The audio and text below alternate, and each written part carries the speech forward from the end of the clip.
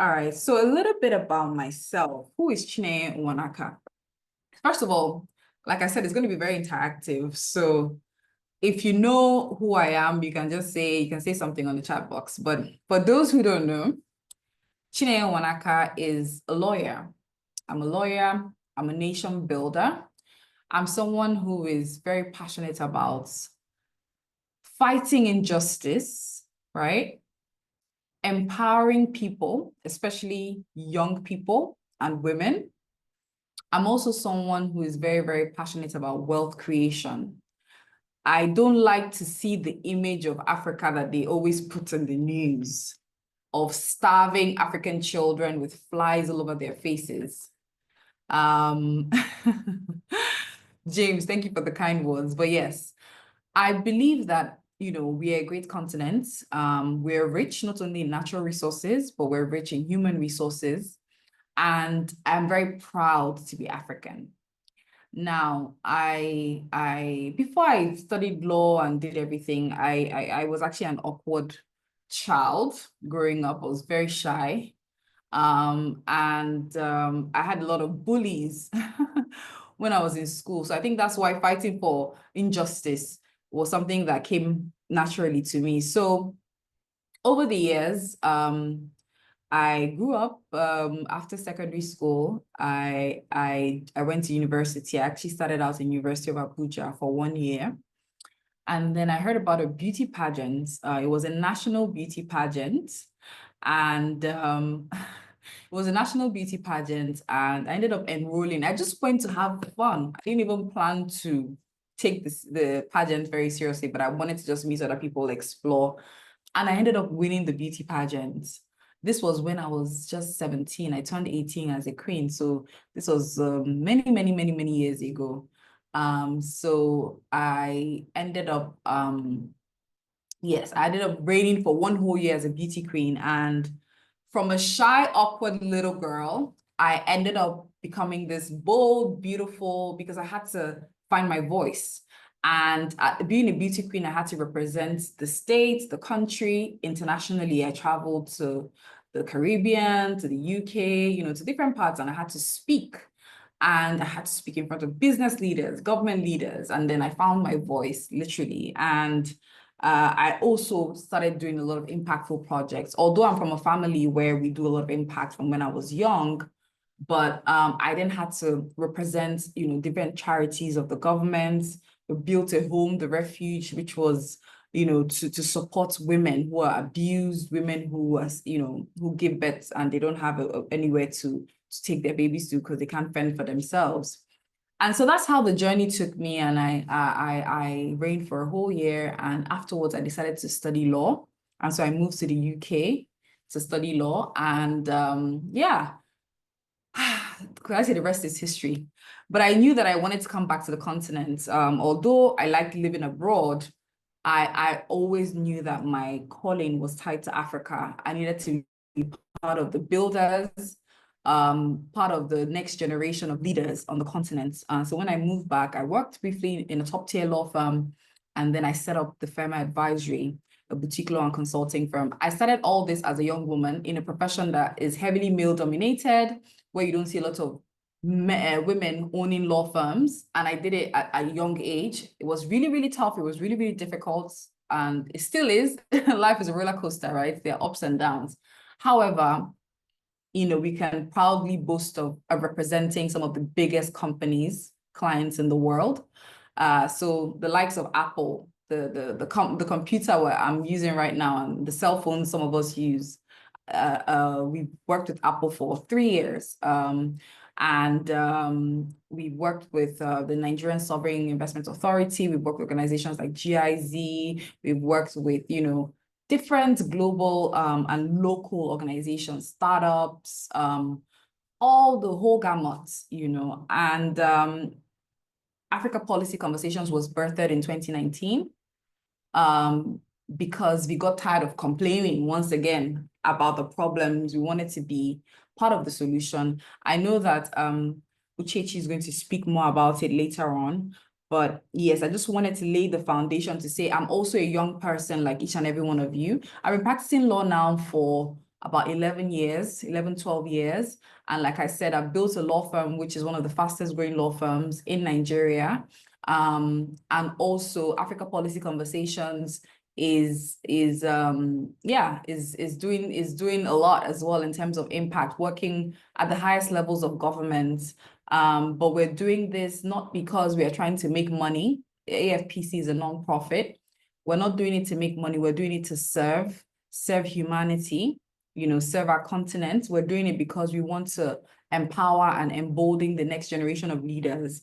And we've had an opportunity to host several events across the world, the UN General Assembly side events. We've hosted events in the UK. We've hosted meetings, conferences in Rwanda, in South Africa, in Nigeria.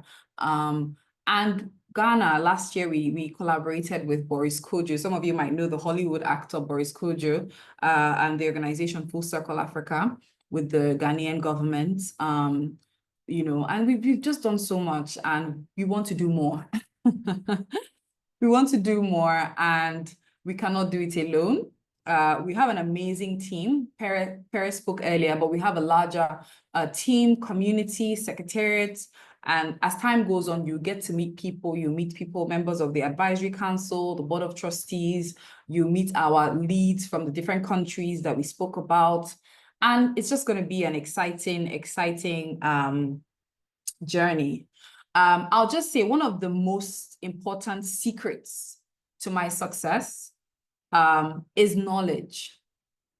And one of the key things that will be an anchor for this internship program is knowledge. We're going to make sure that each and every one of you leaves this internship being knowledgeable. So we're going to invest in, like I said, bringing the best and the brightest minds in different sectors, young and old. And you're going to have every week a new person come and do a session, facilitate a session.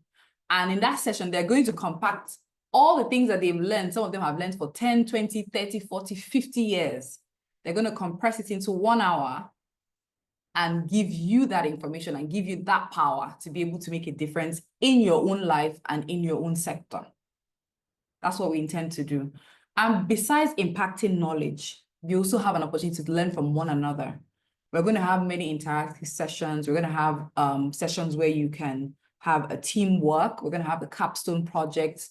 So you're going to have ample opportunity to ideate.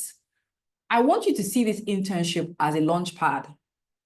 I want you to see this internship as an opportunity to work on something you've always wanted to work on, to make real impact, right? But guess what? You're not going to do it alone. You're going to do it with like-minded people. You're going to do it with mentorship, with support. And so this internship program is to develop yourself. And coming to this, I also want to speak about costs, right? Because initially, when we launched this internship program, we got feedback saying, is it going to be a paid internship? Is it going to be or not? So we had close to 500 applications. We had to stop the application process because we kept on getting more and more applications. And from the 500, we had to narrow it down. And so now I think we have about 50 people that we shortlisted. And the point is, how are we going to, as a nonprofit, for instance, pay everyone, right? Because like, I don't know if you all know, but we're not funded by any donors. So you wouldn't see like USAID, or we're not funded by any donors. We actually believe that as Africans, we don't have to be dependent on aid to fix our continent.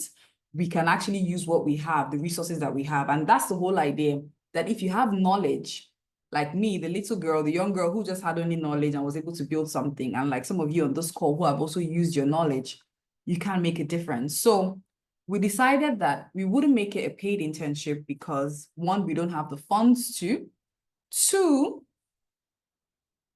because we believe that if you're really passionate about something, right, you should be able to do it without getting paid for it.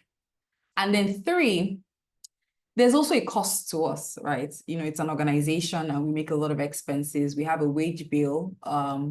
We also have, so someone like me, for instance, and not to be immodest, when I consult for organizations, I know how much I charge per hour.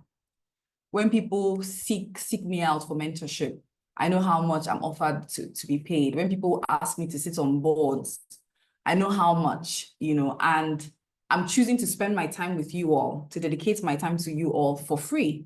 So that's the point. And some of the people who are going to be speaking to you and facilitating, if you were trying to meet with them, you wouldn't have access to spend that time. So the point is there is value being shared. And knowledge is one of the most important things that has transformed my life. I pay a lot to do courses. I've done courses at Harvard. I've done courses at Oxford.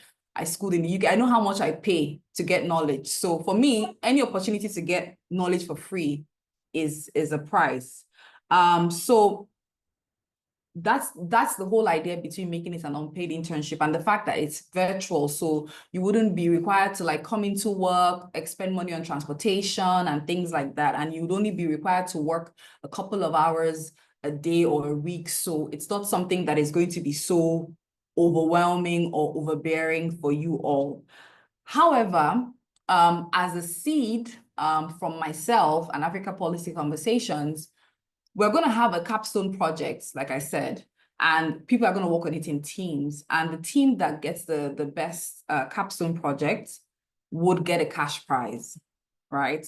And so that's something that we can gift to people who, are able to, but we hope that subsequently the opportunities, the access that you will get from this internship program will be very beneficial and would even yield you many, many, many, many opportunities that even money cannot buy.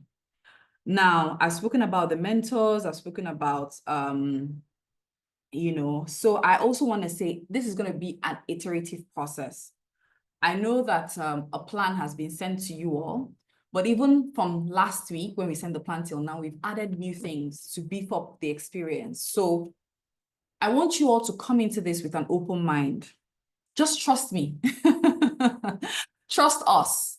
We have the best intentions for you. We want you all to succeed. We want you all to have a life-changing experience. So it's going to be iterative. Iterative means that it's not going to be a fixed.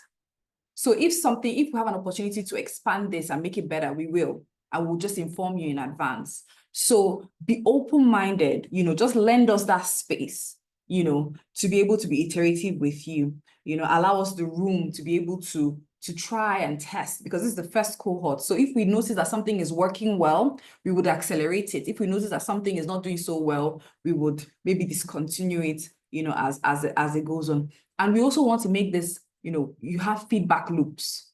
So we would have constant sessions where there can be feedback from each and every one of you to tell us, okay, I'm really loving this, and then we would have listening sessions where we just listen and say, okay, this is what is on this person's mind. This is what is on the mind of the people in this country, in this cohort, in this thematic area. And that way we'll be able to get the best out of it. So I want to encourage you all to take this as an opportunity, just because I don't want to take up so much time. I want to hand over. Take this opportunity to learn, like I said. Take this as an opportunity to see that something changes in Africa. Something, you can actually say that because of me, this happened. I mean, they can be little things and they can be big things. Let me give you an instance. In Nigeria, sometimes I just wonder why you see zebra crossings. There are zebra crossings in Abuja. Abuja is a beautiful city, and I wish that you all you all who haven't visited will visit. But there are certain places where people, don't obey those zebra crossings, right? And then you end up, so you don't respect the rights of the pedestrians, and then pedestrians have to, this is a little thing that policy making can solve, regulation can solve. Look at the city of Rwanda, Kigali. You don't have plastics. It's the cleanest city, one of the cleanest cities in Africa. This is something that a policy, so sometimes it's not just about aid and funding and infrastructure, it's about policies and regulations.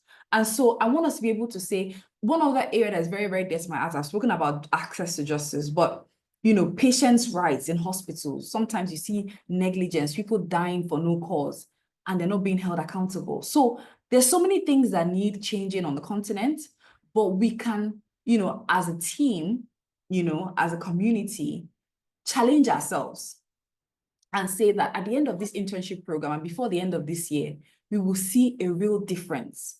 And that leads me to the next point. We're already speaking to policymakers, lawmakers who are going to present to us for our capstone project real policy problems, real policy areas, so that when we're working on things, it's not abstract. when we're thinking and we're ideating on real life issues. Now, as time goes on, you will learn more, but there are three main call to actions, right, that I want to leave you with, right? And one has to do with think, right? And that leads to our think tank and research arm, right? A lot of people complain that Africans do not think, that we outsource our thinking. Some people have complained that our brains are a certain size, and because of that, it's just the white people who can innovate and Africans cannot. I don't believe in that. I've seen Africans excel in every profession, in every society. If you give an African man the enabling environment, an African will thrive. So I know that there's nothing wrong with our thinking faculty. So my first call to action is think, think, think. During this internship program, we need to think, rethink, learn, unlearn. We need to be able to find practical solutions, right? We need to do our research. We need to gather data. We need to be able to say, what can catalyze this sector? What would create a sector, for instance, where we're no longer importing cars, but we're building our own cars? We're no longer, having to rely on these smartphones, but we're, all these kind of things that can move the needle. And you know what I love about us on this call? We're all young people. And the beauty of youth is innovation. We can reverse engineer the policy making, the leadership and governance process on this continent. We can. Trust me. I've dared to do things, and I know that just the little things I've given myself, that push to do has yielded results. And that's something I want us to replicate amongst all of us. So the first thing is to think. Remember, think. The second one is voice, voice, voice. Our voice must be heard. Look, during this internship program, Africa must hear that a group of people have come together and they want to make a difference. So we're going to use our voice. We're going to communicate. We're going to advocate. We're going to use all the tools that we have for our voice to be heard, be it social media, be it videos, be it reels, be it TikTok, be it webinar, Zoom, articles. Our voice must be heard. Our voice must be heard. And then finally, act, act, act. It's not just going to be talk and no action. No. We're going to act. We're going to mobilize support. We're going to birth new ideas and we're going to act on it. And these are the three things I want to talk about. I want to leave you with. The first one is think. What's the second one? Let me see if anyone is paying attention. You can unmute. What are the three things? Voice, yes. Thank you. And what's the last one? Act. Absolutely. So on that note, I want to welcome you all to this internship program. Thank you so much for signing up. Thank you for making yourselves available. I'm proud of you all, and I welcome you to this exciting journey. Thank you. Well, thank you, Ms. Chineye Wanaka. That was really insightful. Please, can we give a virtual round of applause to the convener of the Africa Policy Conversation? All right, so please let's not forget the three most important points: think, voice, and act. Yeah, I could see everyone clapping. Thank you so much. Thank you. All right, so the next on our agenda is setting expectation and ground rules. That will be taken by Chinedu Albert.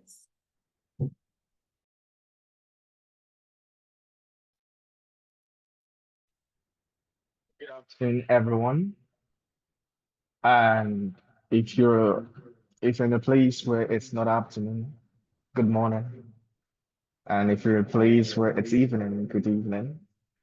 My name is Chinedu Albert.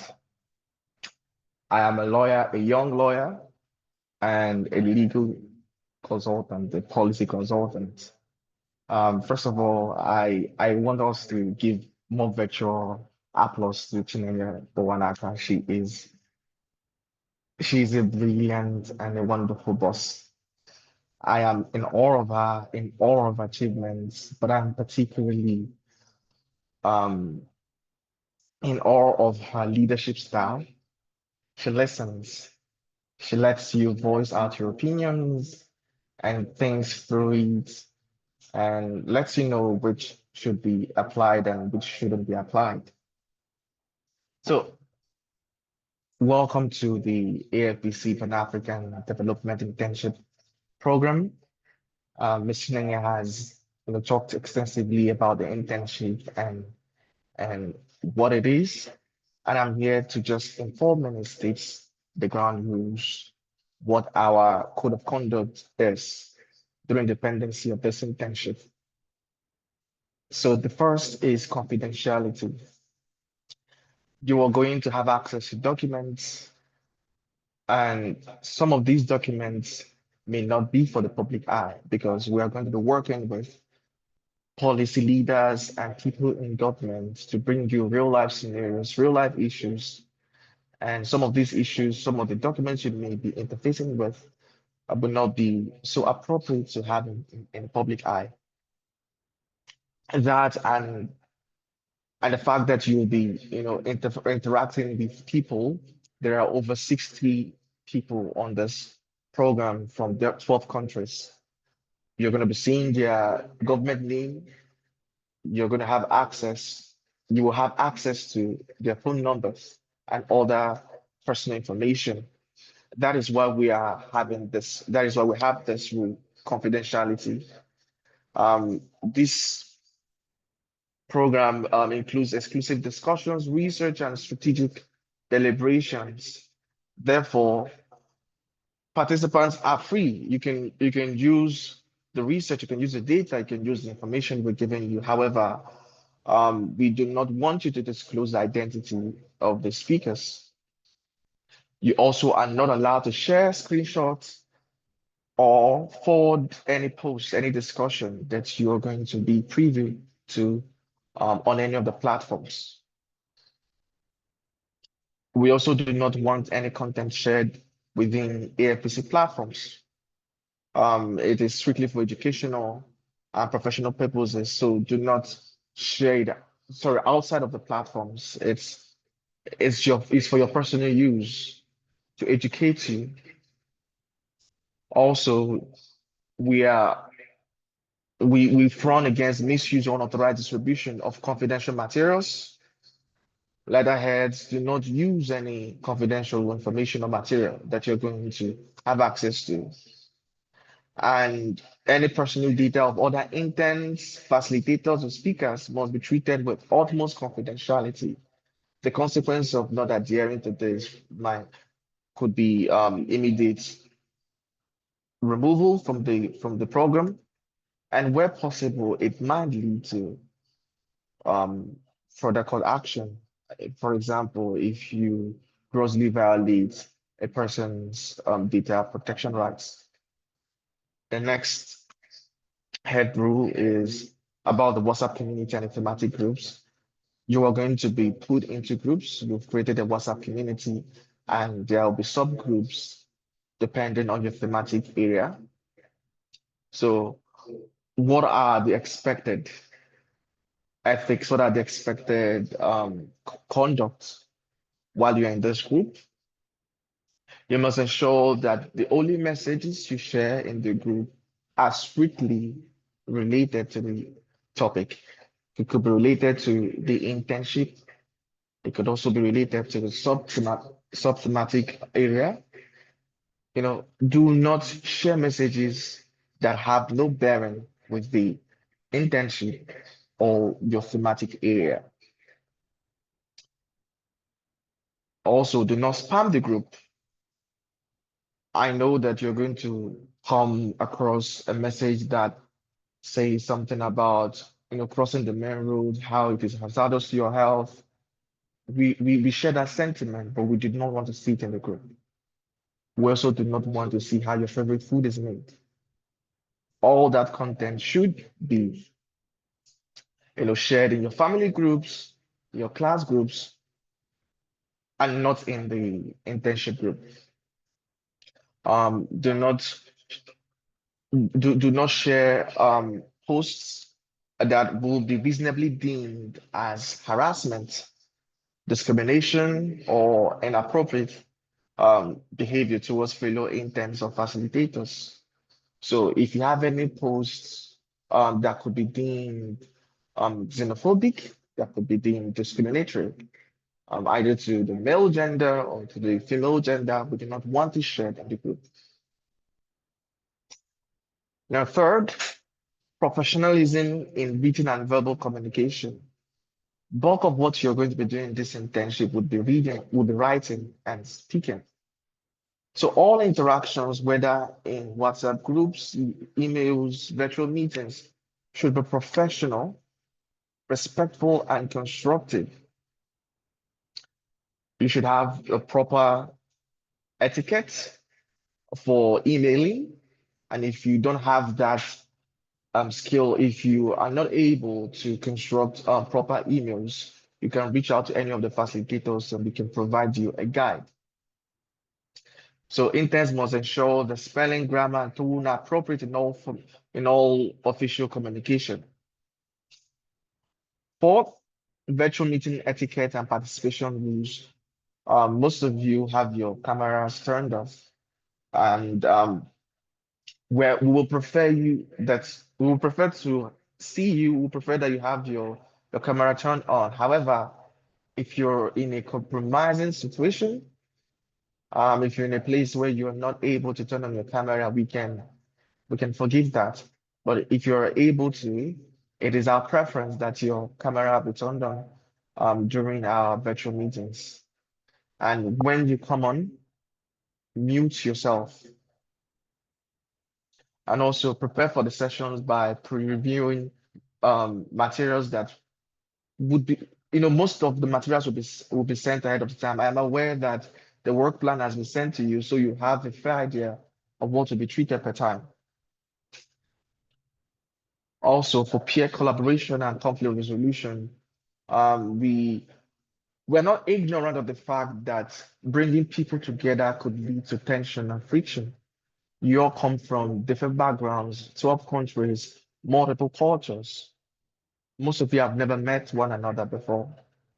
However, during the process of your collaboration, even though we anticipate that there might be conflict or disagreement, our rules are address the issue professionally within the group. And if resolved, escalate to a mentor or a program coordinator, and at all times maintain mutual respect, even in disagreement. Now to the capstone project expectations. I will step this down because there is a full session where we're going to talk about the capstone. Now, representation and public communication. This is perhaps the most important. Interns must not present themselves as official representatives, employees, or spokesperson of AfPC. So any public content you're gonna put out inspired by what you've heard, what you've read, what you've interacted with during the course of this internship must be framed as personal views and learning experience, not official AfPC statements. It must not include AfPC's name or logo without prior approval. It must also not misrepresent the program or discussions that took place within the internship. And this is speaking to context. If you did not understand the context, for example, a facilitator could say something which, if taken out of context, could sound xenophobic. If you put out that statement alone on Twitter or any social media, it could, without the context, it would seem discriminatory to the reasonable mind. But that reasonable mind does not have the benefit of the full context. And that is why single stories are dangerous. And because of that, we implore you to not state half truths, half facts in public. So if interns wish to publish work related to their internship experience, they must first seek approval from the program coordinators. So finally, the post-internship community and alumni network, Ms. Tina spoke about this. By being accepted into this internship, you are forming the first cohort of our alumni network, for this particular program. So upon internship, interns may be invited to join the AfPC. Now, we have a pre-existing AfPC alumni network because we've worked with a couple of people over the years. We've been on since 2019. We've had programs in South Africa.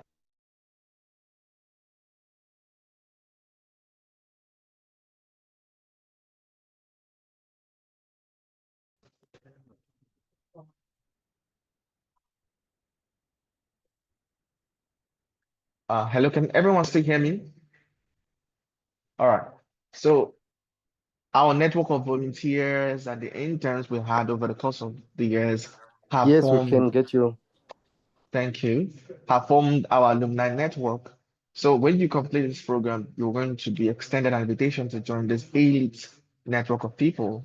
It will give you access to exclusive career and mentorship opportunities and also help you stay engaged in future FBC events.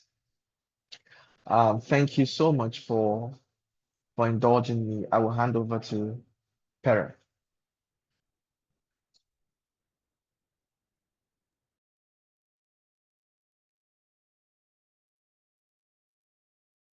All right, thank you, Albert. I would like to know if anyone has a question.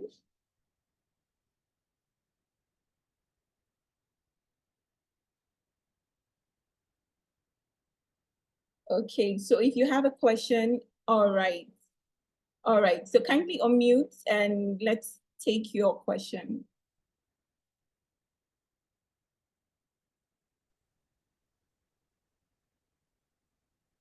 Hi, everyone. First and foremost, happy Youth Day to everyone. I wanted to ask a question where it said we're not supposed to publicize anything of the program on any platform.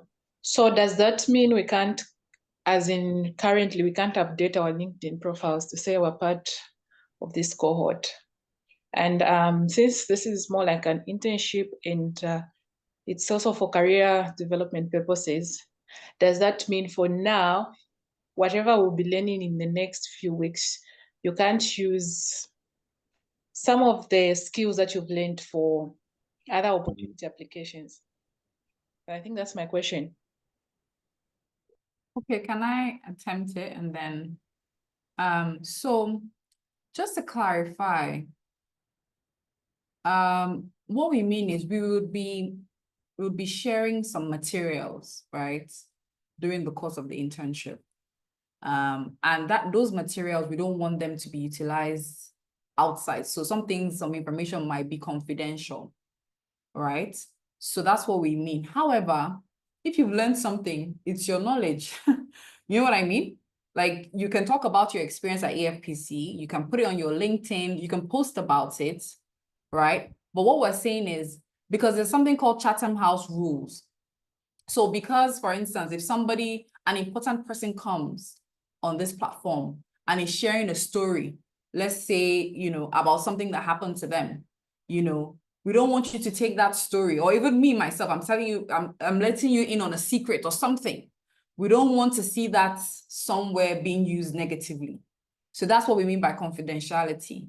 So it doesn't mean that, if there's something you've learned, if there's an information that you have, by all means, you can utilize it, but just ensure that it's not anything that would damage the reputation of the organization or bring, any liability to the organization. So that's what we mean. And then some of the learning materials, because if someone is coming and sharing with you, it's their intellectual property.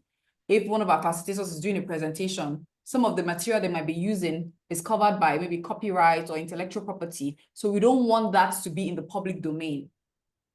It can be for your own use because you're part of this internship program, so you can use it for yourself, but we don't want it to be out in the public. I don't know if I've been able to clarify what that meant. So let me still add something. Yeah, thank you, Ms. Nemi. All right, so we're going to share the code of conduct with you, and you're going to see in number 7 that it is not framed as you are not allowed to speak about your experience. This is not a cult. We're not a fraternity.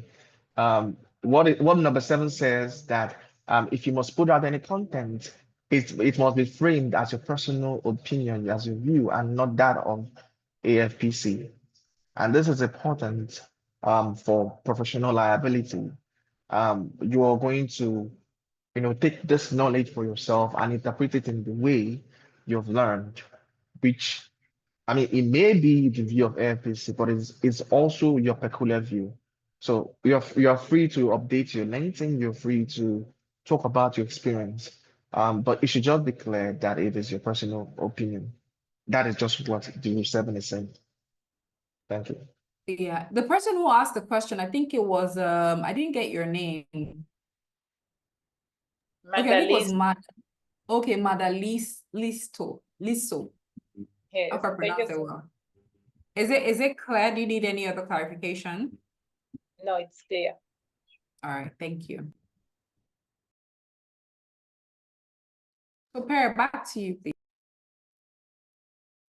All right, so thank you, Albert, and thank you, Ms. Chineye. I just want to add one important quote about ethics. So ethics is knowing the difference between what you have a right to do and what is right to do. So thank you, Albert, for giving the ground for the conduct, the code of conduct. And I hope everyone understands, and that will be shared to everyone as well. All right, so the most important part of this orientation is here. I would love to meet everyone virtually, yes. So kindly unmute, introduce yourself, your name, and where you're connecting from, and what your expectations are for the internship. All right, so yes, the person that asked the question first should start. Madalisto, yes. I hope I pronounced your name correctly. Hi everyone, I'm Madaliso Mbewe from Zambia. I'm glad to be part of this cohort. All right, thank you. What's your expectation? What do you intend to, what your expectations are at the end of the internship? I think first and foremost is my knowledge to expand by the end of this internship, and for me to acquire skills that will be relevant for development in Africa. So that's one of my expectations. By the end of this cohort, I should be a different person and just be more knowledgeable and more skilled, and yeah, I can also do something meaningful in my community. So that's one of my expectations. Okay, so that's good. But the next person, please kindly state your thematic area as well, so we get to meet everybody on their thematic areas. All right, so who's going next?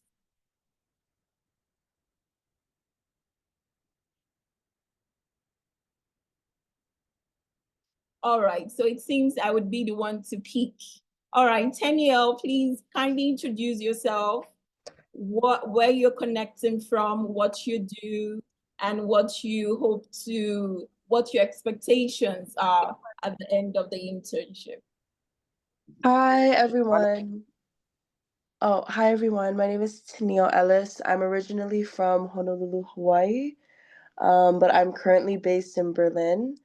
I just recently finished a dual master's degree in international relations and public policy from a university here in Berlin. I am very excited to be joining the internship program.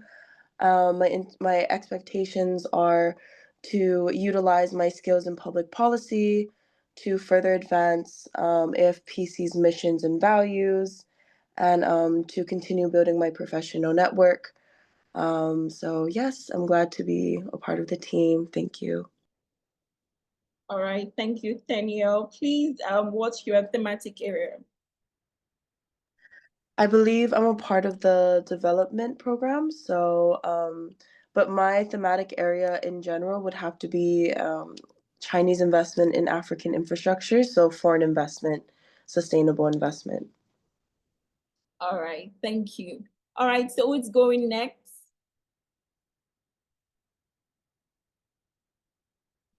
Hi everyone. Hope you're all okay and you're all happy to be here because I am. My name is Mapaba Loboroto, but Pearl usually refers to me as Mapa because that's, I don't know, probably easy to pronounce. I'm from South Africa and I am a qualified journalist. The main reason I joined or decided to apply for this in Africa Policy Conversations is because it's I believe it's one of the organizations that contributes to change in Africa, which is what I love, being the voice to the voiceless and actually making Africa a better place for us all. And my thematic area, I will be focusing more on health, especially in South Africa, because I believe it's one of the factors affecting a lot of poor people who reside in South Africa. All right, thank you, Mapa. So who is next? This is supposed to be very interactive and exciting. Like, we look forward to meeting you guys, and you are here. So please, let's meet you. Kindly introduce yourself, what you do, what your expectations are, and what your thematic area is.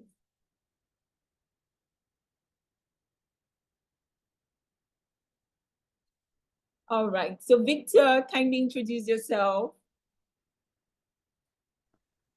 Hi everyone, thank you, Per. I'm Victor from Nigeria. I'm a chemical engineer. I'm a fresh chemical engineer from university. I just finished university last year. I'm a data scientist at a growing startup in Nigeria. And yeah, I believe I'm in energy-related thematic area. So I'm super happy and proud to be here and learn and project my views on energy policy in Nigeria, and possibly engage in energy policy and impactful reporting, community reporting rather, writing op-eds, articles and all. So if you are doing something related to energy, chemical engineering and all, you can hop in. Thank you very much. All right, thank you, Victor. So we can actually put a face to the name. So if you're able to turn on your video, we would appreciate. All right, so Sharon, please introduce yourself.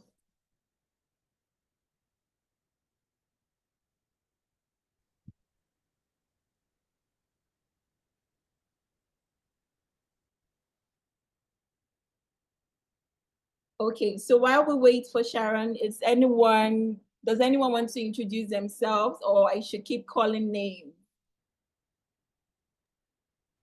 All right, Hello. Feeling. Yes. My name is Marion.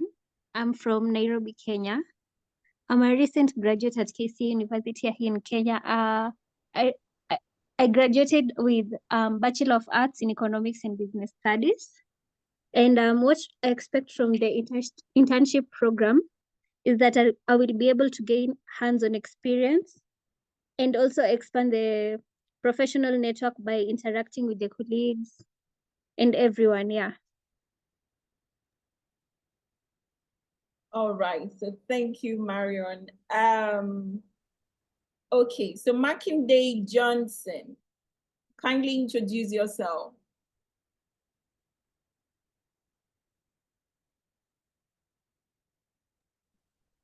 Good afternoon, everyone. My name is Martinde Johnson from Nigeria. I graduated from the University of Nigeria, bachelor degree of sociology and anthropology. My thematic area is girl child education. Thank you. All right, so thank you, Makinde. Vanessa, kindly introduce yourself. Hi everyone, my name is Vanessa Moyo and I'm from Malawi. I just recently graduated from the University of Malawi where I was studying political science. So I'm really excited for this internship because I have a lot of background in political science, which is also related to policy. And I'm really excited to contribute my knowledge and my skills and also to learn something from this internship. I also intend to build some meaningful networks and collaborations that can help me in my career. And my thematic area is mostly in governance and administration. Thank you. All right, so thank you, Vanessa. Mary, kindly introduce yourself.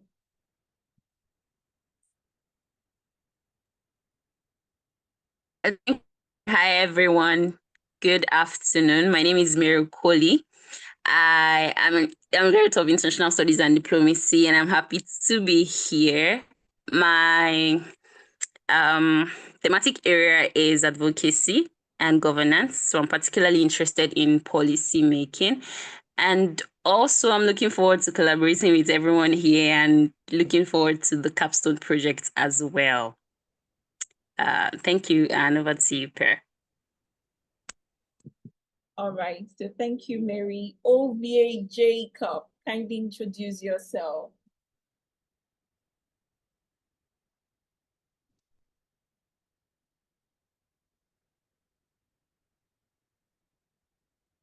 Hello, OVA Jacob, can you hear me? All right, so while we wait for OVA, Cletus.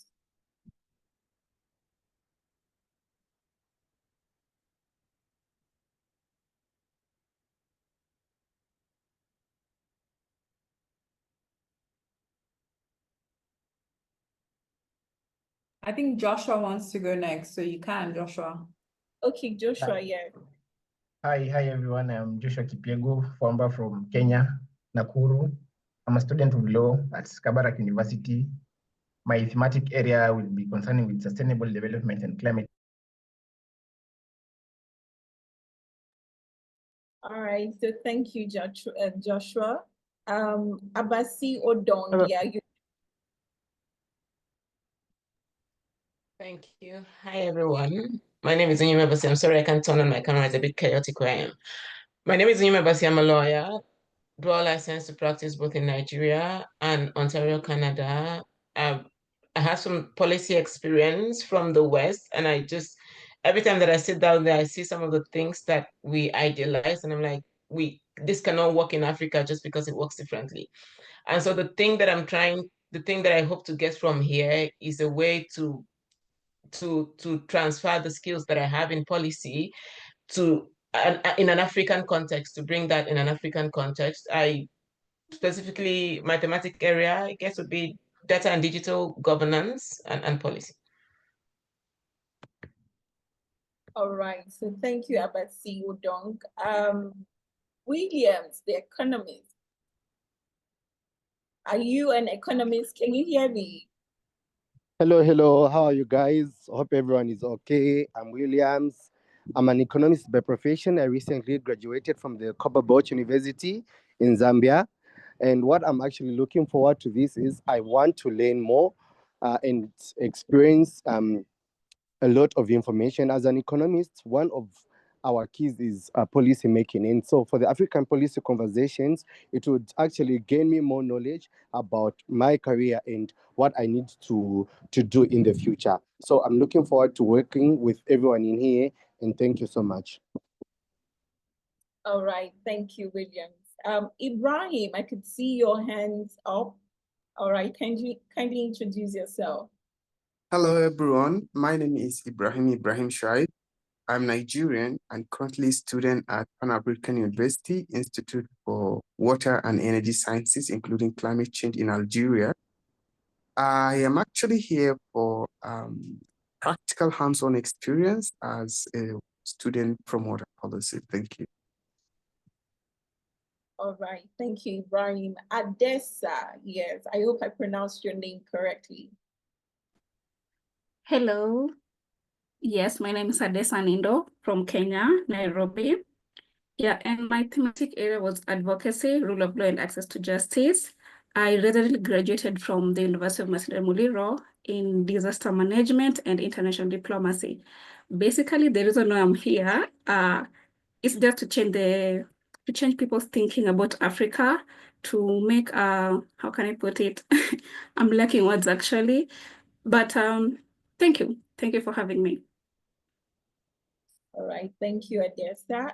Eva, your ends are up. All right, kindly introduce yourself.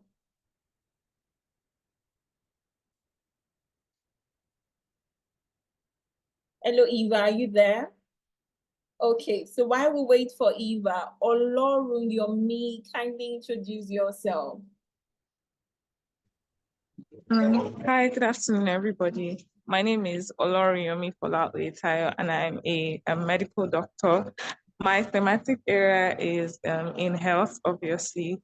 I joined this internship program because I'm trying to, one, have a sort of career switch into public health and health policy. Also, I trained in a public institution and now work in a private facility, and I've seen that both sides of the coin seem to be experiencing issues that overall seems like would be covered better by policy related matters. So that is why I joined this internship. Thank you. All right, so thank you, Olorun Yomi. Moses James.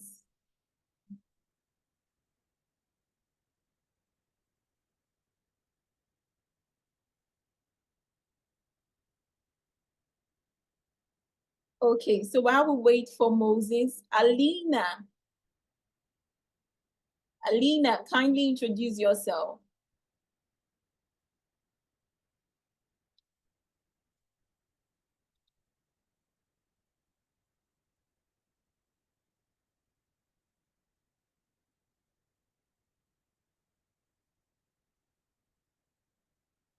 Okay, so while we wait for Moses. I'm back. Hi, everyone. Good afternoon. My name is Moses James from Nigeria. I work in the public health space. My thematic area is trade, investment, and MSMEs. My goal for this cohort of internship is to meet great people and to build products that can scale, and also systems that will transcend across Africa and globally. All right, thank you, Moses. Sharon, your hands are up, but I know you've introduced yourself. Sharon, can you hear me? Yes, I can hear you. So, good afternoon, everyone. Sorry, I was facing some technical difficulties on my end. So, my name is Sharon Kendi from Nairobi, Kenya. I'm a recent graduate from Orang University in Communications and Linguistics, and I am under the gender thematic area. So, my expectations or goals in this internship are gaining practical experience, gaining networking opportunities, learning from experts, and also understanding policy implementations of how gender policies are developed and put into practice. Yeah. All right, thank you, Sharon, although we could barely hear you. All right, Utendo, kindly introduce yourself. Okay, it seems Alina wants to speak. Alina, please go on. Good afternoon, everyone. Sorry, my network is bad. My name is Alina Piri, a student of public administration, and my arithmetic area is research and public policy. My main goal for joining this cohort is to try to work in policy in administration, focusing on community development and empowerment. I'm hoping this internship will empower me with the knowledge needed for me to at least try and change some policies in our country. Thank you. All right, thank you. Daniel Okemiri, kindly introduce yourself. Hello, good afternoon, everyone. I'm Kimuri Daniel from Nigeria,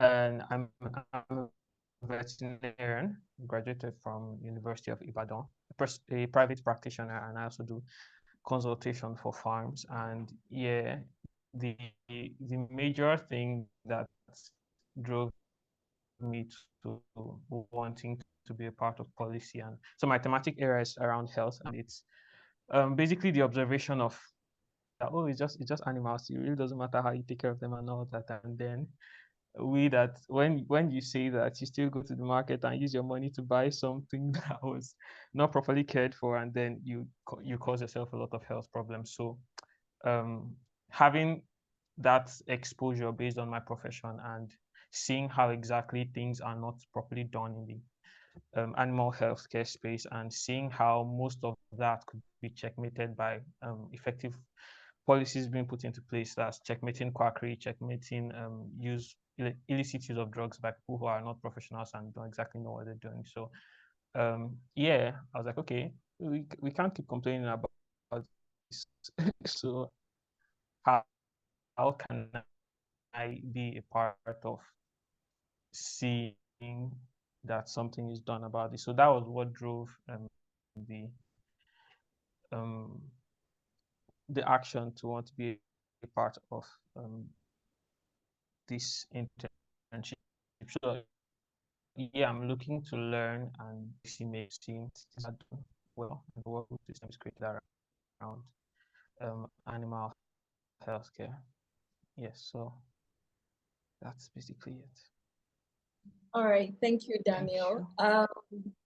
Wanjiru, can you hear me? Yes, I can hear you. Good afternoon, everyone. My name is Wanjiru Irongo from Nairobi, Kenya. I am a recent graduate from the Catholic University of Eastern Africa with a BA in political science. My thematic area is advocacy and access to justice. And my expectations for the program is that, one, I learn real life skills needed for my line of work. I also want to understand how policy advocacy works and how to implement it in my country, especially when it comes to access to education and civic education in the country. Yes, thank you. All right, thank you. Chigoziri, kindly introduce yourself. Hi, everyone. My name is Chigozie Onoha from Lagos, Nigeria. I'm a graduate of political science from the University of Lagos. I chose the climate thematic area because I want to gain hands-on experience on climate policy analysis and also deepen my understanding on sustainable solutions, to tackle environmental challenges.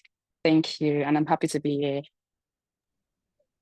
All right, thank you, Chigoziri. Bakari, kindly introduce yourself.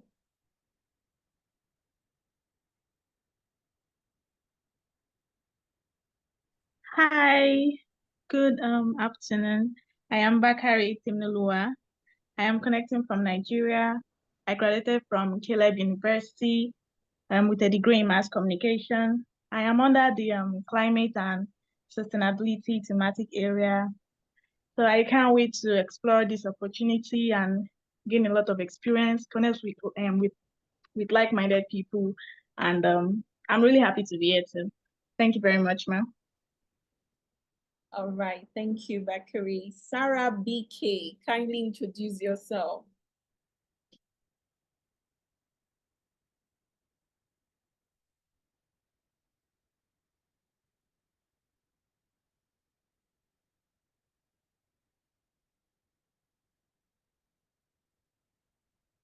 Okay, so while we wait for Sarah, if you haven't introduced yourself, kindly raise your hands.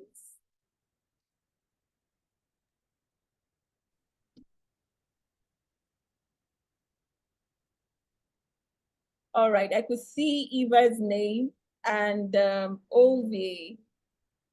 Yes, Uzula. I hope I pronounced your name correctly. Kindly introduce yourself. Hello everyone. So my name is Ursula, but you can go with Ula because it's much easier to pronounce. I'm from Poland, but my home university is Sciences Po in France, where I study African studies. And currently I'm on a student exchange in the UK. And I'm really happy to join this internship because I mostly get my knowledge of Africa from Western universities. So I really appreciate the chance to actually get some knowledge within the continent. And my thematic area is gender, and I'm mostly interested in gender-based violence and gender in military conflicts. All right, thank you. Fayoweni, I hope I pronounced your name correctly. Kindly introduce yourself. Yes, good afternoon, everyone. My name is Fayoweni Haptom. I am from Addis Ababa, Ethiopia. My thematic area is climate and sustainability.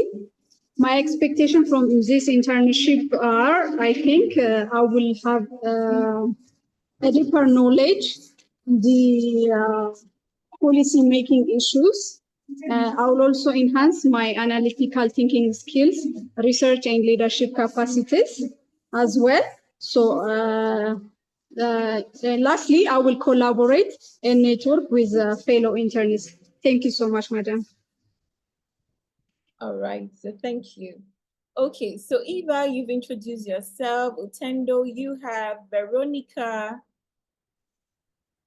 Yes, Veronica, kindly introduce yourself. Hello, good day, everyone. My name is Veronica Henry. I'm a public administrator from Federal Polytechnic Oko, Anambra State, and I'm from Nigeria. So my thematic area is enhancing youth participation in MSME through policy and financial inclusion. So this has a lot to do with our economic growth and job creation and poverty reduction. So my expectation is to gain skills in writing and research, and also understand how policy are developed, evaluated, and implemented. Thank you. All right, so Philip, kindly introduce yourself.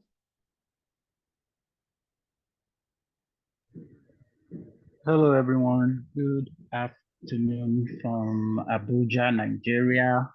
Sorry, can you hear me clearly? Okay, thank you very much for this. Thank you very much for this opportunity. My journey to the African Policy Network is quite a funny one. First and foremost, I don't know if Ms. Chinere will remember me, but we were once classmates more than a decade ago, and witnessed her passion for humanitarian work as young as we were there. I think the last time I called her was when she won the beauty pageant. That was the last time me and her ever communicated, and ever since then, I have been following her journey on Facebook, Instagram, and social media, basically. So when I saw this opportunity, I jumped on it because I am really passionate about bringing to life a particular passion of mine, which is the removal of, or the free movement of youths across Africa, which I believe personally is a roadmap for developing Africa to become like Europe and every other developing country. My thematic area is advocacy and rule of law. Yeah, I think advocacy, rule of law, and justice. And I have like my work has been on public health. I'm currently a consultant for multiple organizations, developing them, grants writing, and actualizing policies that especially that has to do with key population and fighting for human rights for key populations in Nigeria. So thank you. God bless.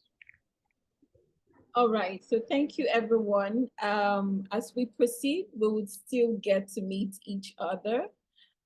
So the next agenda is the introduction of the internship chain of command. Okay, so while the convener was having the welcome address, she also mentioned most of that chain of command.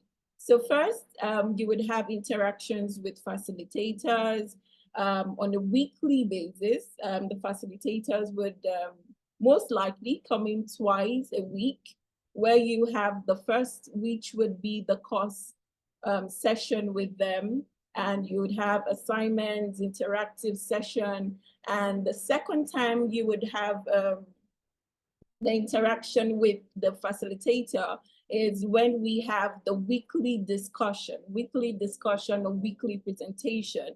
We've outlined that on the work plan, which will be discussed further with you when Obina comes up. Okay, so after the facilitators, we've made provisions for mentors. So you not only have interactions with facilitators, but you would also have with mentors. So we've made policy experts who would guide you as you journey through this internship. All right, so after then you'd have conversation with us and also interactions with the team, but we would discuss more details of this as we proceed. Oh, so the next on the agenda is the introduction of the Africa Policy Conversation by the co-founder, Ms. Uchechi.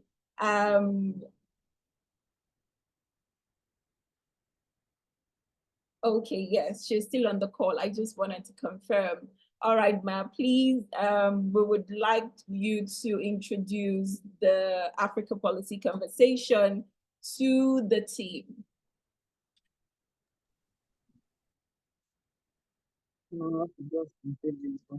Okay, hi Perry. I don't know if it's just me, but you're breaking up.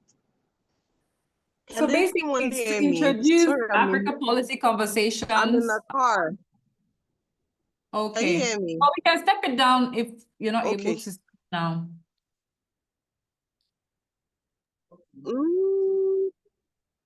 Okay. No, let me just do it. Let me do it. Obina, do we have can you share your screen, please? Is Obina still on the call?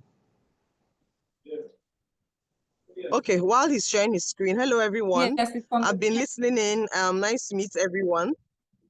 Nice to meet everyone. Like she said earlier, my name is Uchechi Mbauzuku. I'm a co-founder. Like Chineye said, we are nation builders, very passionate about the continent. We at AfPC, our goal is to revolutionize policies across the continent. Yes, Africa was colonized. We have problems. And for my background, I worked at the ECOWAS Commission, Economic Community of West African States. So I got to see things from the African lens, at least the African lens. We did some work with the UN, the African Union, while I was there. So seeing things from that lens, made me realize that a lot of the problems we had in Nigeria were also Africa problems, like they cut across the continent. So we're talking about a continent of over 1.5 billion people. Resources, the best, resources. We see what is happening in Congo. Congo is arguably one of the richest countries in the world. They have all the natural resources, everything, blessed with, Africa is blessed with human resources, natural resources, everything, and an arable land, and we can grow anything on the continent. But we have problems, and policy of lots of the things we see, the laws, the policy, so thinking like they say, maybe like because Africa was colonized, a lot of the policies were copied and pasted from the colonial masters, in quotes, so we need to find African solutions to African problems. So beyond just ranting and complaining on social media and on Twitter or Instagram or wherever you go, TikTok, we decided to put this together to be a solution to the problems we have on the continent. So yes, so we're AfPC, the Africa Policy Conversations. The acronym we use is AfPC. We don't use APCs, AfPC. So so we would also share a copy of this profile with you guys, so that you can even read on your spare time, so you get to know who we are and what we do. I can't really read well but Obina, just go up a bit. I think the fonts are a bit tiny. Okay, I can zoom in actually. I can zoom in. Okay, next slide, please. So like I said, we'll send this thing, just a summary of some of the things I already talked about in the opening. So our members, we have members, and Chineye mentioned that we have different communities, thematic areas. We have the programs, we have the think tank, we have different areas where we have volunteers. So it's a volunteer-led organization. We're not funded. So a lot of the things we do are time, and we don't have here. So we depend on people that are volunteers that are from across the continent of Africa. So you can see a snapshot of Namibia, Nigeria. We're headquartered in Nigeria, like Chine mentioned. We also registered in South Africa. We have offices, we have a secretariat there. We also registered in the US too, because we try to engage people in the diaspora. On the call, I'm sure you guys have seen it. I think Tenio, you're based in, I think you're from Hawaii, but you live in Germany. I mean, that's an example of people that yes. So I remember you from the interview. So these are the examples of people that are in the diaspora that we're engaging to be part of what we're doing here on the continent, because they play, we believe that they play a very key role with the reforms that we want to see on the continent of Africa. So yes, so these we're also registered. I said, oh no, we're in talks or is in the works for the UK, but we have a strong team in the United Kingdom. And I'm sure some of you on your interview, you probably met Remy. Remy was part of some of your interviews, and she's also based in the UK as well. So next slide, please. That picture was from one of our events in New York. So as you can see, the New York Bar Association, we did that event in partnership with oh gosh, I forgot the name. Band Center at the New York Band Bar. Center and the New York Bar, yes. So we did it on the sidelines of the UN General Assembly. We did it on the sidelines of the UN General Assembly. It was 2 years ago we had that event. So, so past events. So, please can you scroll up? So past events. So our first event was in 2019. I'll just do a run through. So we focus on policies that, because Africa is the youngest continent in the world, and the average age is 18. So we look at policies that affect women and young people. So intellectual property, a lot of the countries in Africa don't have, we have archaic policies, so the intellectual property obviously cuts across the creative industry, and young people are very into the creative industry. They know what is happening with Afrobeats. We're selling out stadiums across the world, our books, our movies, and so intellectual property, we need these laws to be up to date, because for these people to make money, for creatives to make money, I'm a creative as well. I write books for children.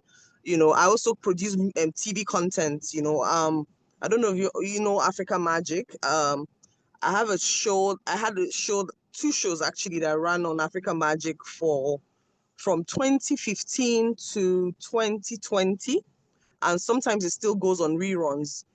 So storytelling is something I'm very passionate about. We did a travel log, which took us across states, across Nigeria, showing off the sights and sounds. And so I'm very passionate about the creative industry because I'm a creative as well. So the first event we had, we brought together critical stakeholders from the lawmakers to the executive arm of government, to the trademark commissions, and people that deal in policy, to talk about the policies. Some of these, I'm even just looking at the pictures. I'm seeing people in the tech, Winston, I think Tannery, the leather, they make leather in Kano, in states in Nigeria called Kano State. And I think they started with shipping out to LVMH. Yes, they still ship to LVMH, Yes. and a lot of the luxury brands get their leather from Kano. Yes. Tannery. Yeah, so LVMH is the parent company for Louis Vuitton and Gucci, and and I think he's now making also his own stuff as well. So, and he's doing well too. Business is doing well. So yeah, so that was the first event we had. That was in 2019, and that was before COVID. So after that, we had an event in 2020. The event we had in 2020 was a virtual event. That's 20. It was a virtual event. So we had Madam Obi Ezekwesili. Some of you on Twitter might know her. She used to be a minister in Nigeria. She also has a policy institute that is quite renowned. She's also one of the, will I say, also ran supporters of Bring Back Our Girls. I don't know if you remember the Bring Back Our Girls movement. She was one of the key people behind that movement. Coincidentally, I also have a book that is inspired by dedicated to the Bring Back Our Girls movement. So next slide, please. So we talked about the policy implementations on the African country. This was when we're talking about COVID, the vaccines. Remember when the vaccines came out? We didn't have vaccines. We were waiting for them to send vaccines to Africa, So part of what we're doing, we need to find where, God, I feel like, I say this all the time, God gave all of us brains.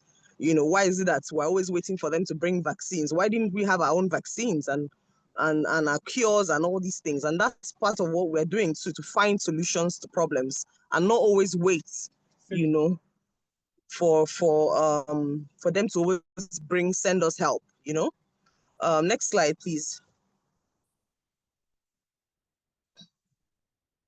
So funding the future, like everything that we need to do, we need to find funding.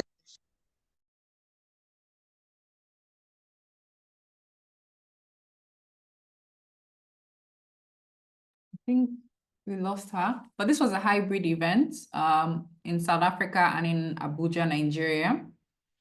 It happened simultaneously and also online. We had the CEO of the Nigerian Sovereign Wealth Fund. I'm so sorry. Okay. Okay. Go ahead.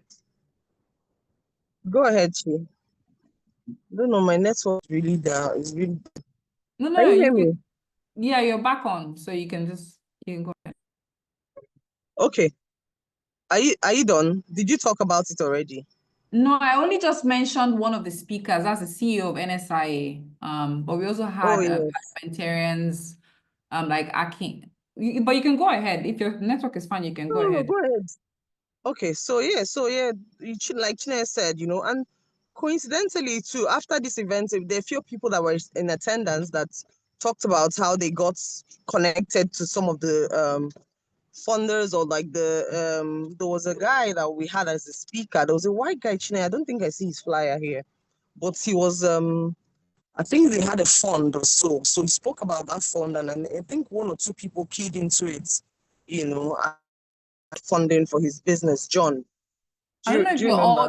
if you can all still hear her. And I know you're coming in and out, but yes, we did have speakers from different countries. Just a few of them are here. I don't know why it's only the Nigerian. Obviously, the profile, we can't put in everyone, but we had 4 different panels talking about the different funding sources for the continent. We talked about traditional funding sources. We talked about private equity, gender lens funding. We had Arua Capital speak about, they're one of the pioneers in gender lens funding. We had our pension funds. So we had the Nigerian pension fund, PENCOM, represented, and other, that's the CEO of InfraCredit. InfraCredit is pioneering domestic financing for projects, for infrastructure projects like energy, renewable energy, amongst others, agriculture. And even InfraCredit is actually a case study at Harvard. I think either Harvard Kennedy School or Harvard Business School, because it's an innovative institution that has actually been able to provide domestic capital for domestic projects. Because most times, a lot of people have to go abroad to source capital. But we can actually move along, because we are not going to be able to speak about every single... Yes, we can't go into the details. That's why I really want to just give it like I said, I'll send the document. Terry, we can also send the document to them. So yes, like I said, we're registered in South Africa, and this was our team at the time. I mean, some of them are not, but this is our team in South Africa. We have some new members that have joined. The South Africa team is led by not Ket, sorry. Local tenure ended last October though, but they had a 4-year tenure. Yeah. Yes. So we have members in South Africa. We have new members in South Africa, and we also covered. So we're official observers of the South Africa's elections, and we'll have a report as well for those interested. You can also, because I know we have people here that were that are from South Africa. We have some interns I know that are from South Africa. So I mean, we can do the introductions much later with Keke.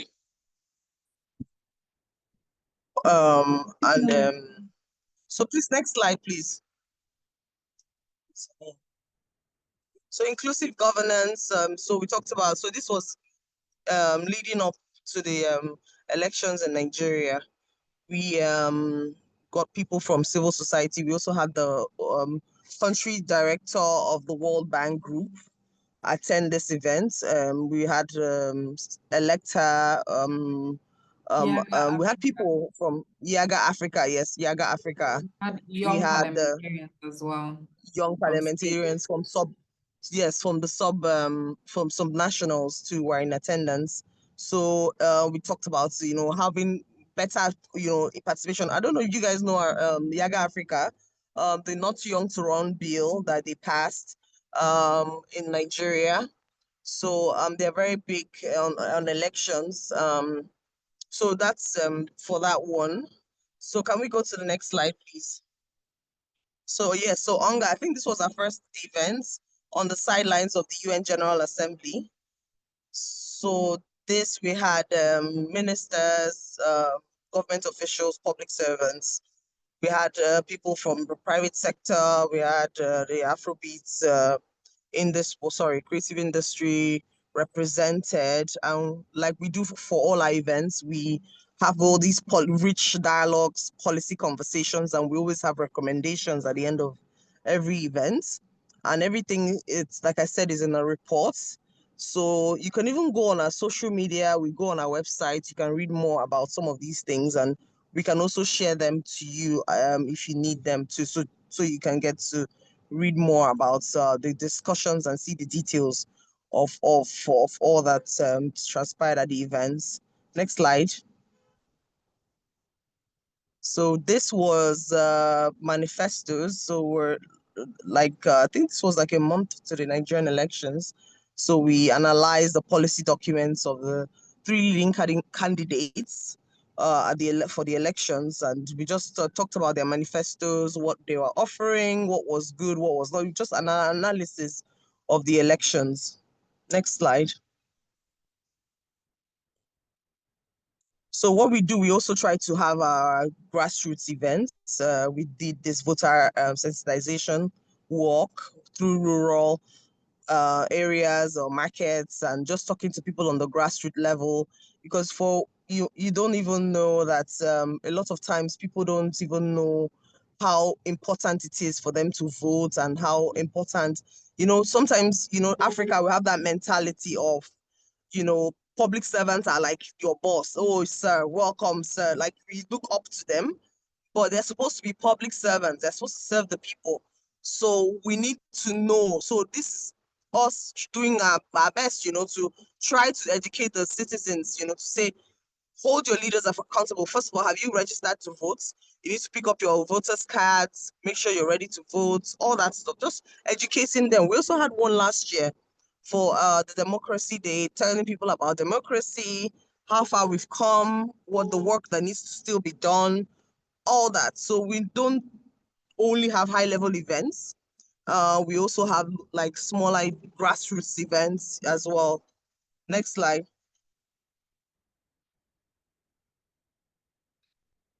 So this was the second edition, and on the sidelines of the second edition of the US African Leaders Summit. This was hosted by Joe Biden, where he got all the African presidents that were able to attend to discuss business, you know, business funding, all that stuff. Although I think a lot of these things have been put on pause with the ascension, like this, you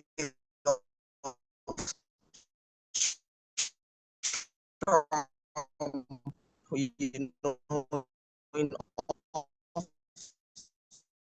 office. You know, so we had a side event, just a small side event, tap into the opportunities during this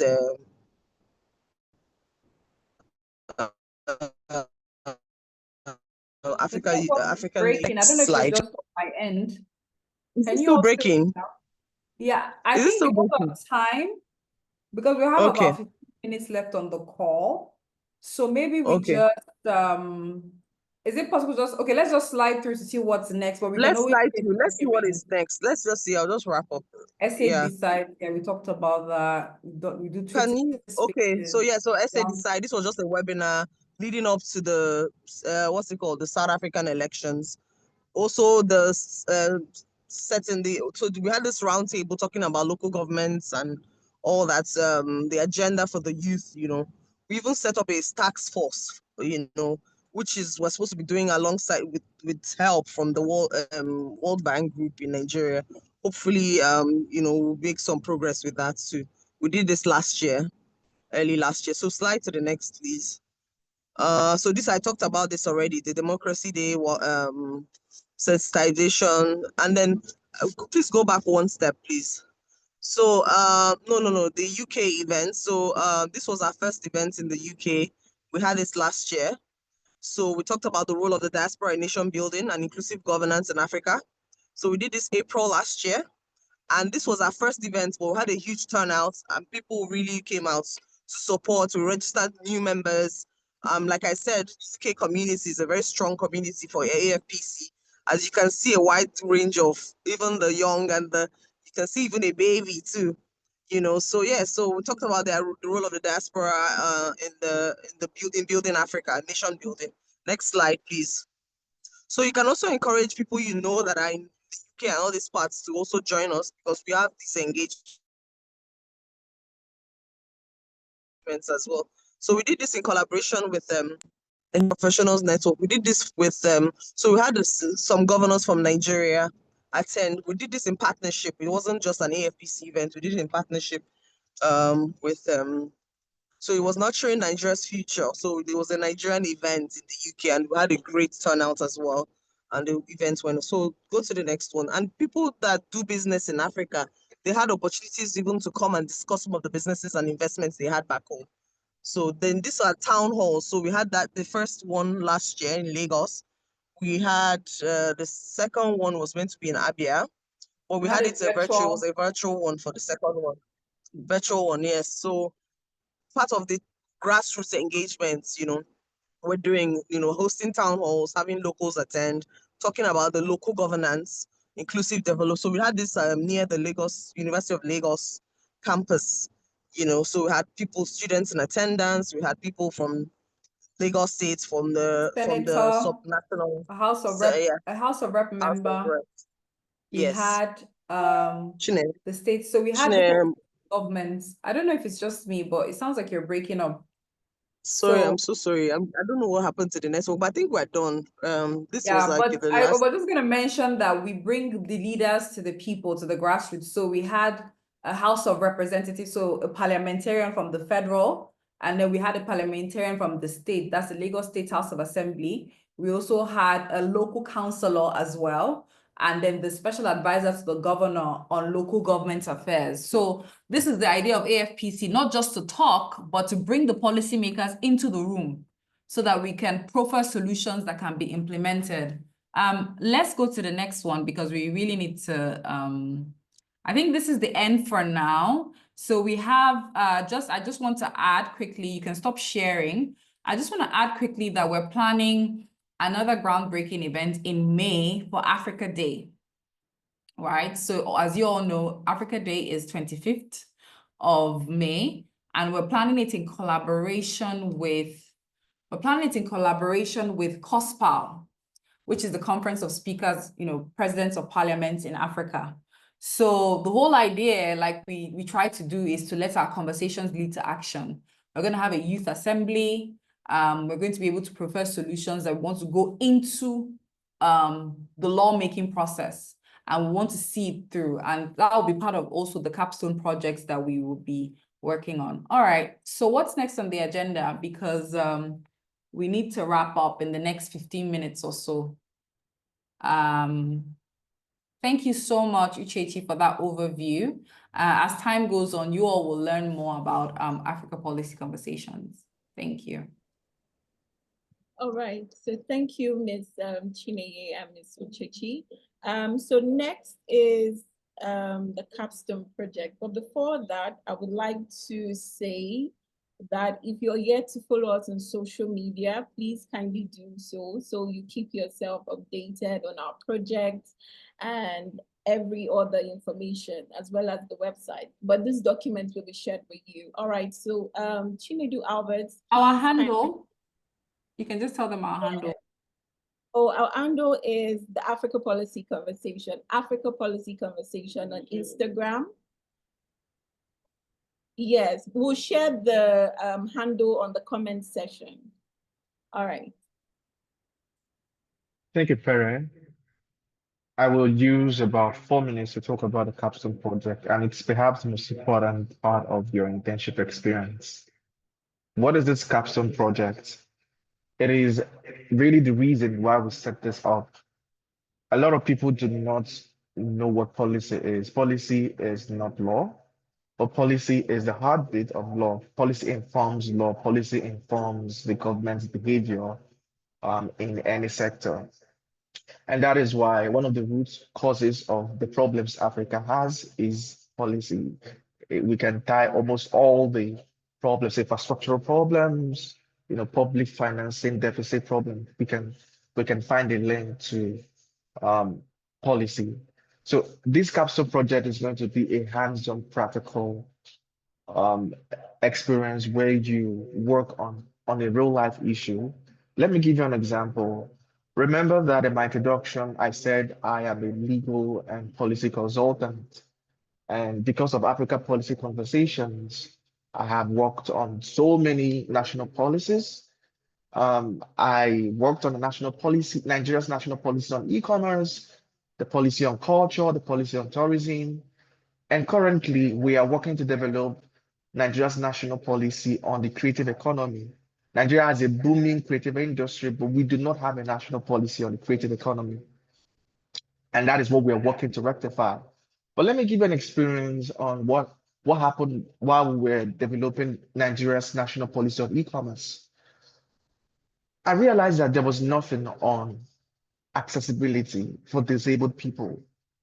So I spoke up. I said, okay, why don't we have a part of the policy where we mandate that e-commerce platforms must have accessibility options for disabled persons? Now, let me shock you.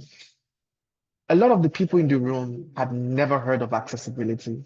I mean, they know the word, but they did not know what it meant in context to disability. And I had to start talking about it. That is an example of how young people, why young people are needed in these rooms. And this internship is a great way to be involved in the process. Next week, we are going into a room, sponsored by UNESCO and NESG to refine the national policy on culture. And I'm going to be in a room with a bunch of, not old necessarily, but let's say old people. And I'll be, just maybe one or two of the youngest people. I'll be one of the two young people in that room. Our perspectives are needed. We are young, and that is why, obviously, this internship is a good start. But one way to consolidate your efforts is to, key in into the vision. So the capstone project will be given to you. A topic will be given to you. A real life issue will be given to you. We are collaborating with lawmakers, policymakers across the 12 countries represented here. And we're going to give you a topic aligned with the thematic areas. And once you've gotten a topic, you'll be working in a group. In your subgroup, you would have meetings, you ideate, and what you eventually come up with will be tested using the following indicators I will call relevance and clarity. Now, let me give you an example. The African Continental Free Trade Agreement has been an ongoing conversation for years.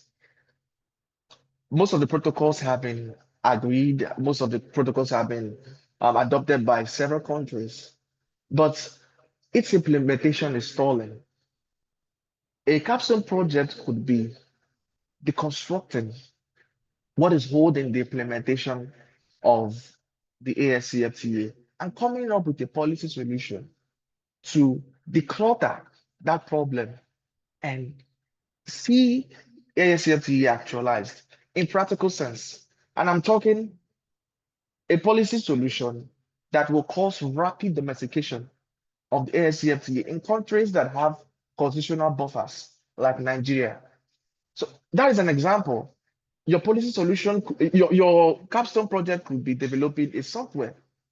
It could be anything, but it will be tested for relevance and clarity. It has to clearly define a real-world policy issue within the thematic area. It will be tested for depth of research. We want to see how you're utilizing credible data sources, case studies, and analytical insights. Because one good thing we're trying to do is, have people conscious of data, the place of data in policy. We're trying to inculcate data-driven policy making in young people who are arguably the future of Africa. It will be tested for innovation and feasibility, presents creative but practical solution. It will also be tested for impact and implementation strategy. One of the what word did I use? One of the criticisms of policies in Africa is it lacks local context. You find, and I've seen this. I enter into rooms who are discussing a policy, and you are giving a draft of documents, and most of the documents there are foreign policies. And you realize that during the process, they are not reinventing. They are basically using these policies of other countries, and just adopting it. But that is the problem. Every polity, every country, every state has peculiar problems. There is something called political impact assessment. Every single problem you can think of, there are political actors that are benefiting from the status quo. In Nigeria, for example, there are state actors that are benefiting from the absence of power. So any policy that attempts to solve the power issue in Nigeria without understanding the various interplay of power will not work. So lastly, your capstone project will be presented in our May conference, in our Pan-African conference in May, and the winning team will get a cash prize of, I don't know if I'm allowed to say it. Should I say it, Ms. So Chinenye? I think because of time, and just sorry to, we have just 4 minutes, and I want to, but before we go into the capstone project, we're gonna have a day where we'll do a training. You all will receive a training on policy, from the whole cycle of policy making, from agenda setting to policy formulation to policy implementation. So don't be scared when you hear all the things you're going to do. We're going to equip you first. So okay, so people are asking for the recording. So we will try to make the recording available. So because of time, like I said, we would have to, what's next on the agenda? Because I want us to keep to time for our sessions. But you would have a training on policy making, the whole life cycle, and we will work on real life solutions. Thank you. Okay, so the next on the agenda is the timeline and work plan by Obina. So we'll just take that briefly, but the documents will be shared with you, so you have access to your tasks and what is expected as well.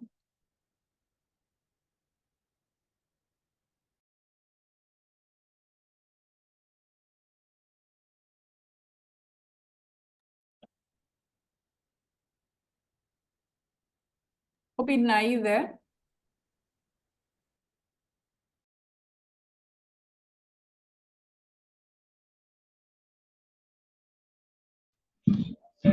So, hello?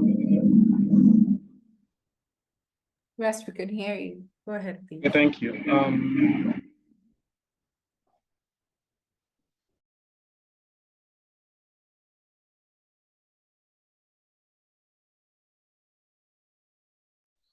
So this is not what I could do, because what I was planning to do is not what I could do in 4 minutes. But I want us to, everything we are doing is actually data driven.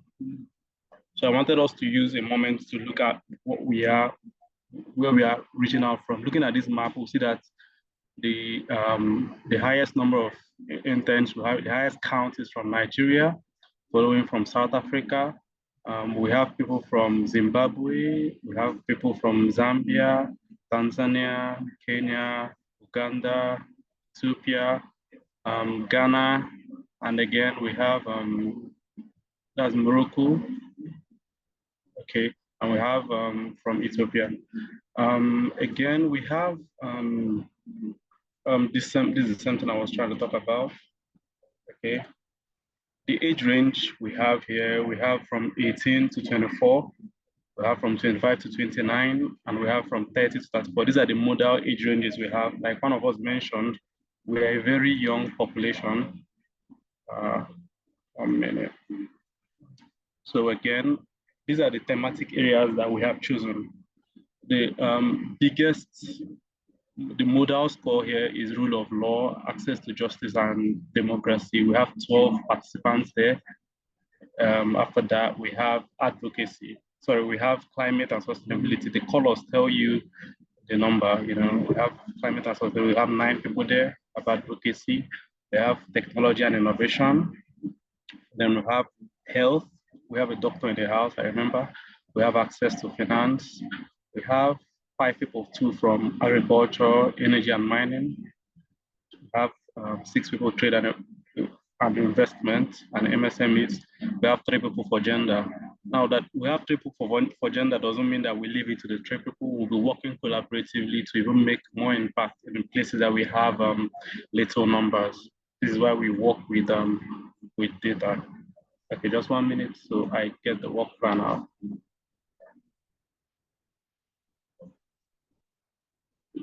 Okay, while he's doing that, I just want to say, can you all make sure that your calendars, your weekly calendars are set so you don't miss the meetings? We'll do our best to share, you know, we'll have a notice for everything. You get the work plan. So plan ahead, have your questions ready, you know, so that it can be very interactive.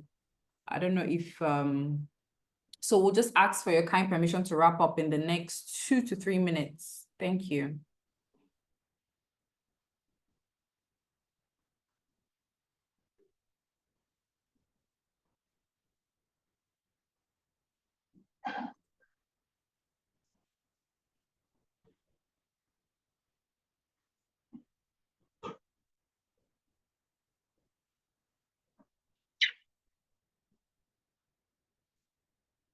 And then feel free to put some of your feedback on the comment section as well. If there's anything you've found particularly insightful, feel free to share, give us feedback. I really want our sessions and meetings to be as interactive as possible. Use your emojis, and yeah, let's make it fun.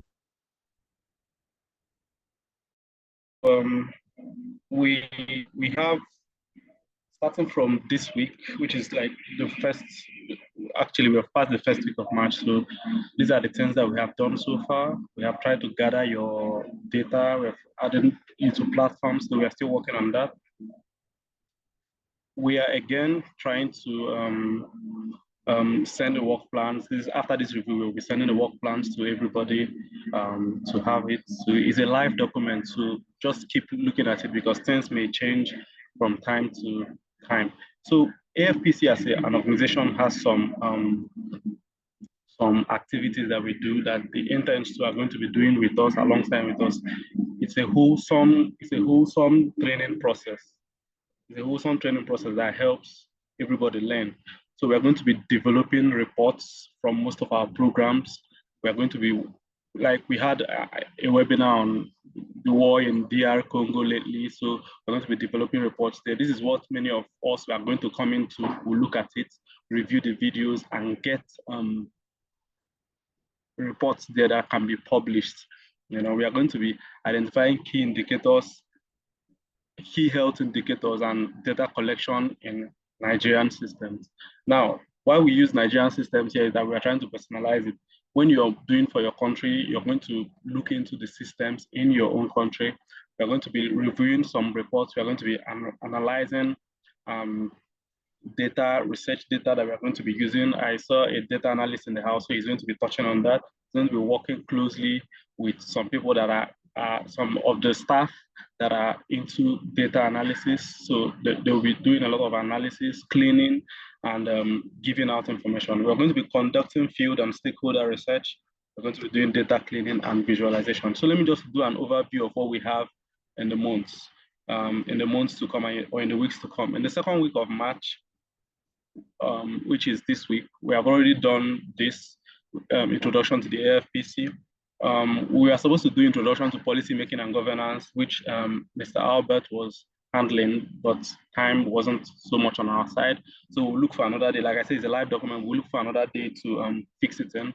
We're going to be looking into fundamentals of fundraising, looking into fundamentals of project management, and introduction to advocacy. These first facilitations we are going to be doing in the beginning is going to prepare us for the main courses to come. We have worked on a project which is the AfPC Heroines. If you look at our page, you see that we recognized we're about 50 women in this month, which is the Women's Month, and we did a lot of these tasks. From 1 to 4, where we identified women, we designed contents, we prepared 50 social media campaigns representing all the countries in Africa, and they are amazing women, you know. So again, we are going to be doing,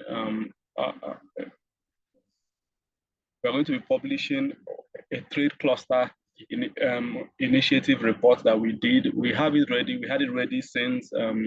But we wanted to actually publish it, but we said, let's wait, let the interns come in so that they look at what this trade cluster initiative report is and work alongside with us and see how we can come up with the best article or the best report from it. So the second week, we are going to be looking at introduction to, which is one of the first facilitation. Like we saw on the chat, this was where we have the highest number of participants. The introduction to rule of law, access to justice and democracy. We are going to be doing tasks. But before that, we are going to do some things because every facilitation that we have is going to be showing as a webinar for our international audience. They're going to be seeing what we are doing. They're going to be seeing our processes. So we're going to be doing a webinar introduction to this this rule of law and thank you so much. I know that access to justice and democracy. We're going to be sorry. Because of time, I want us to, I just want us to manage everyone's time. So we're going to have to schedule another call. This is the onboarding week. So we'll schedule another call within this week just to go over the work plan with each and every one of you. And remember, we also have a session with the former Prime Minister. You don't want to miss that, trust me. So we would communicate. I think we've done well with time, although we're 6 minutes. We've gone above our time limit, but thank you so much, Obina. We would have to step this down for our next meeting. So on that note, Perry, please close us out. Thank you. All right, so thank you, everyone. We are excited to begin this journey with you, and we look forward to your capstone projects, creativity, your innovative ideas, and all that.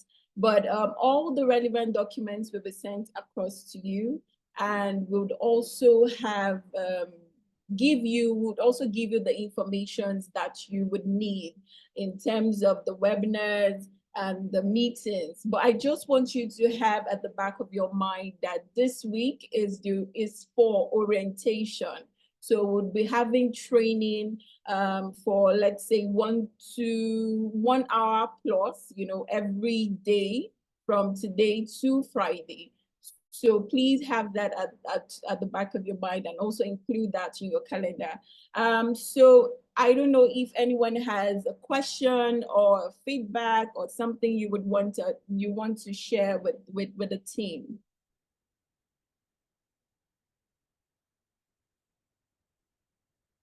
Okay, Obina, please stop sharing.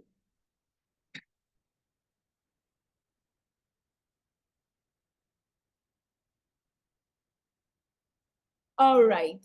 Yes. Abasi Odong, yes, you have something to say. Please go on. Thank you. My name is Unyeme, and I go by Unyeme generally. I just have a quick question on the thing that Obina said and the teams that we're working on. I'm just curious, do we have insight into like what other teammates are doing? I'd be glad to work in my thematic area, but I think it will just be very helpful to kind of see what other learning is happening in the other teams. But I think I'm really just excited at the thing that we said about how we can, fashion our own solutions. That really, really got me excited because we're always, importing things from the West in a manner. And I just really like the idea. Thank you. All right, thank you. Do we have any other feedback? Questions? All right. Okay, so thank you, everyone. It's been an exciting session, and we look forward to having more conversations with you. I don't know if Ms. Chineye has a closing word for everyone. No, I mean, I'm just excited as well. I look forward to getting to know each and every one of you. I look forward to the collaboration. We're all going to learn from each other as well. And even this process, even as we're putting it together, we are fully aware that so many things are going to come up. So it's an adventure, and I'm really excited about it. I always look forward to being a surprise. So as much as we've made our plans, we also have to leave room for the miraculous, right? So I know that this internship program is going to yield results. It's going to plant seeds of knowledge in each and every one of you. It's going to birth new ideas. It's going to shift you from one dimension to the other. And it's just going to give you a bigger picture. They say one can chase 1,000, but two 10,000. So imagine what, how many of us can do when we come together. So I look forward to collaborating with each and every one of you. Thank you.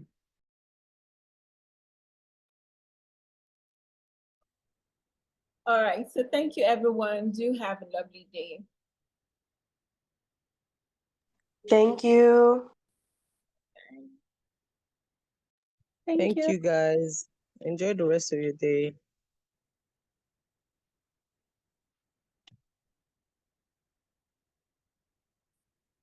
Okay.